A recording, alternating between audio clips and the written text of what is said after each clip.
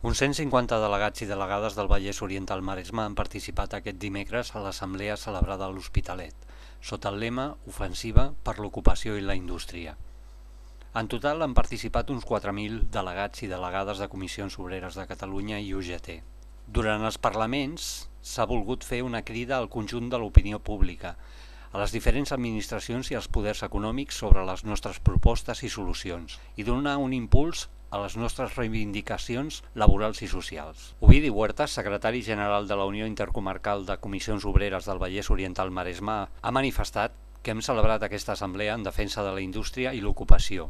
Aquesta assemblea, per defensar la indústria i l'ocupació a Catalunya, ens hem juntat més de 4.000 delegats i delegades, majoria de comissions, com no podria ser d'altra manera, i farem un primer acte que ha de continuar a partir de primers d'any per començar a escalfar l'ambient, perquè serà necessari moure el personal de cara a afrontar aquesta crisi que cada vegada anirà pitjor i deixarà molts de morts pel camí.